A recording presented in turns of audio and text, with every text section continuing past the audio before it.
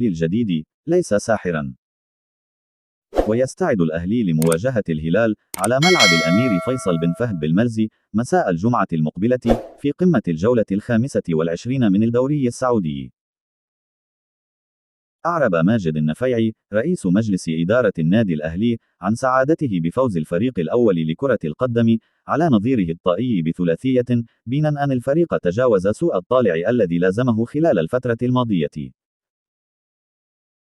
وحقق الأهلي فوزا كبيرا على الطائي بنتيجة 3-1 في المباراة التي جمعت بين الفريقين على ملعب الأمير عبد الله الفيصل في جدة ضمن منافسات الجولة 24 من مسابقة دوري كأس الأمير محمد بن سلمان للمحترفين.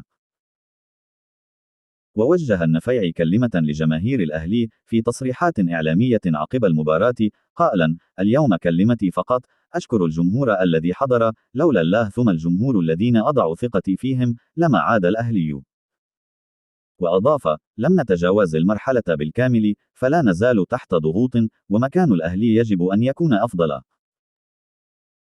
واستطرد النفيعي: المدرب الجديد ليس ساحرا، لأنه جاء منذ 3 أيام فقط، وعناصر الأهلي لم تتغير في مباراة الطائي، ولكن استطعنا أن نتجاوز سوء الطالع الذي لازم الأهلي خلال الفترة الماضية.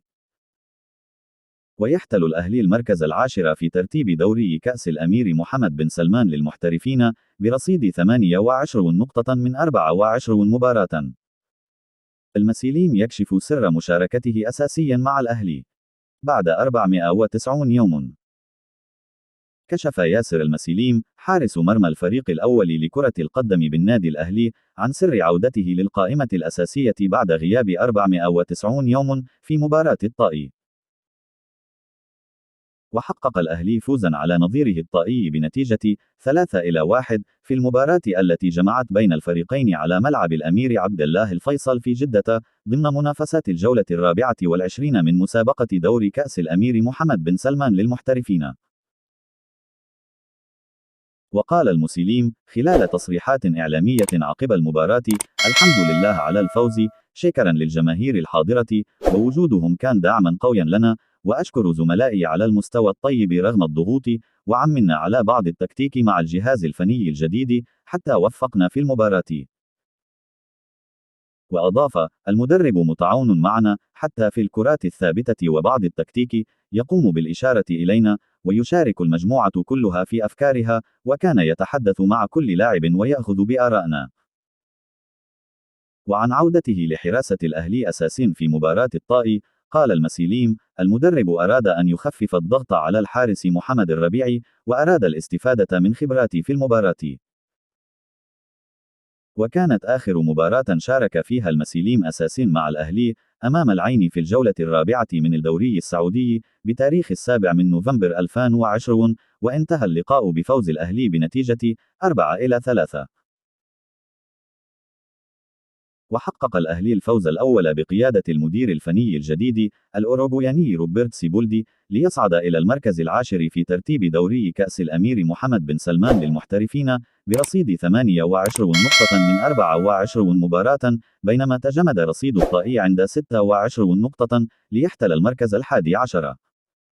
سيبولدي يستقر على بديل إدواردو أمام الهلال. سليمان مخاشن، جدة. استقر الأوروغواياني سيبولدي المدير الفني لفريق الأهلي على الدفع بعبد الله المقرني في التشكيل الأساسي له في الكلاسيكو المرتقب أمام الهلال لتعويض غياب إدواردو.